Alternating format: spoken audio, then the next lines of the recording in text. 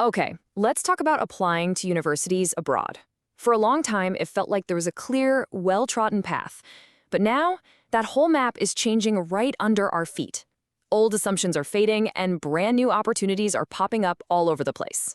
So today, we're going to give you the new map, a clear guide to understanding what's shifted, discovering some incredible options you might not have even thought of, and building a solid plan to get you where you want to go.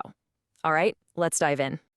First up, we're going to unpack the big puzzle around U.S. applications and why things feel so uncertain right now. Then we'll look at the new hotspots, the countries that are really grabbing students' attention. After that, we'll dig into the real reasons families are making these big decisions. Then, the fun part, a world tour of some powerful alternatives. And finally, we'll wrap it all up with a clear, year-by-year game plan to make it all happen. For the longest time, it felt like the path for many ambitious students pointed in one direction. But lately, that path has gotten, well, complicated. It's filled with new questions and a lot of uncertainty. So let's just tackle the biggest question head on. So let's just cut to the chase. For years and years, the U.S. was the undisputed #1 top choice. No question about it. But is that still true today? Let's see what the data is actually telling us. And there you have it. In just a single year, the number of students naming the U.S. as their first choice dropped by a full 10%. Now, that's not just a little dip. That is a massive shift. It tells us that families are really and seriously starting to rethink the entire equation. So what's driving all this? Well, it really boils down to a few key things. You've got geopolitical tensions that can make policies around things like student visas feel like a moving target. On top of that, even the universities themselves are feeling a bit anxious.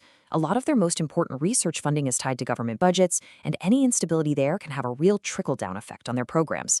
It's these big external factors that are making a once clear path feel a whole lot murkier.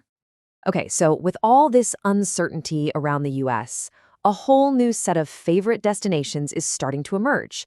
Students are casting a much wider net, and they're discovering that a truly world-class education can be found in some really amazing places. So where exactly are they looking now? As you can see, the United States, for now, still has the biggest piece of the pie at 47%. But look at the United Kingdom. It's an incredibly strong #2, capturing more than a third of all first-choice applicants. And Canada is right in there too. But, and this is a big but, where you apply first is only half the story. Okay, this is where the story gets really, really interesting. Look at the difference between where students say they want to go first and where they actually end up enrolling. Check out Canada.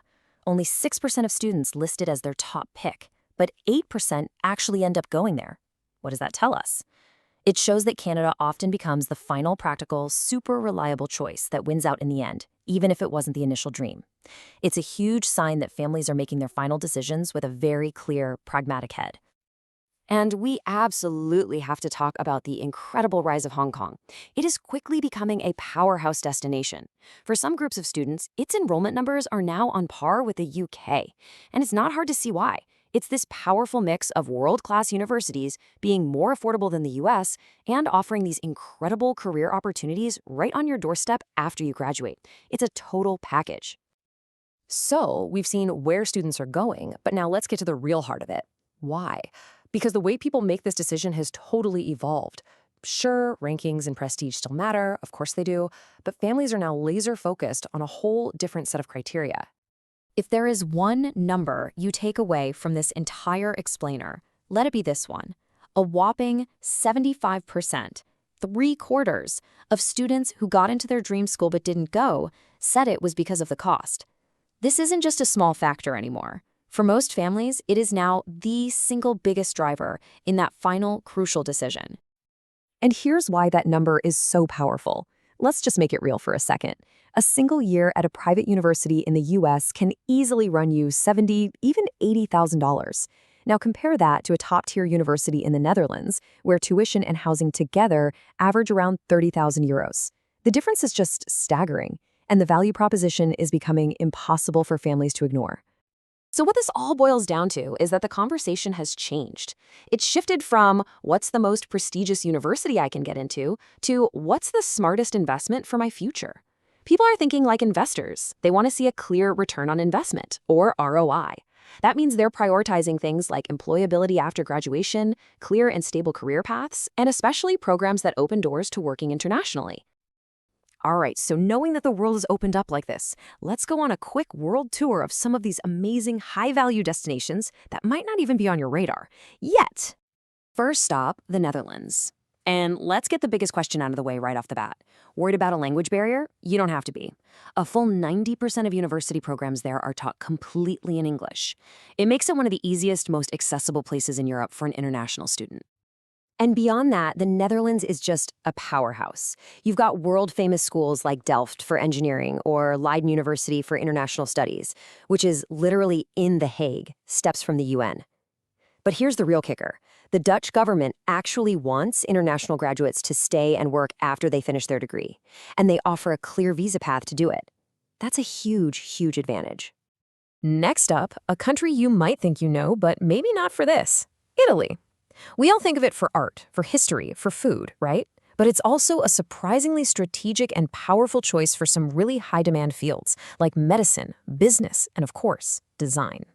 Okay, now for anyone out there dreaming of becoming a doctor, listen up, because this is a total game changer.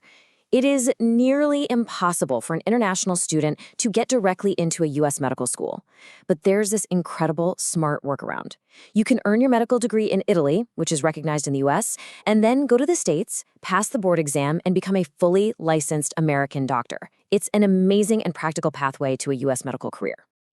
And if you thought that was cool, check this out. Bocconi University in Italy has this thing called the World Business Program. It's a 4-year journey where you spend a year at USC in America, a year at HKUST in Hong Kong, and a year at Bocconi in Italy, with a 4th year at the school of your choice. And the result? You graduate with degrees from all 3 universities, from 3 different continents. Can you even imagine the network you'd build? It's just incredible. And the list just goes on. South Korea's top tech university, KIST, is actively looking for international students and even offers full scholarships to get them there. And of course, you've always got Australia, which remains a fantastic world-class destination and a top choice for students from all over the globe. Okay, I know what you're thinking. That is a ton of options, and it can feel a little overwhelming. So how do you actually prepare for a journey like this? Don't worry, we're going to break it down into a really simple 4-year game plan. In year 10, your main job is to explore and build. Your grades officially start counting now, so schoolwork is key, but you also want to try out a bunch of new activities and clubs. In year 11, it's time to deepen and strategize. This is where you choose your advanced courses carefully to match what universities want to see. You also start to narrow down your extracurriculars to show real commitment. Year 12 is all about execution. You got to get those standardized tests like the SAT or IELTS done and start cranking out those application essays. And finally, year 13 is when you apply and decide. The goal is to get all your applications sent in before the winter holidays. Then you can just focus on acing your predicted grades and final exams. You know, the big takeaway from all of this is that the whole landscape has changed. The old default path just isn't the only path anymore. And for a lot of people, it's not even the best one. The goal now isn't just to chase the most famous name. It's about finding the program and the country that's truly the right fit for you, the one that gives you the best foundation for the future you want to build. The world of higher education has truly blown wide open.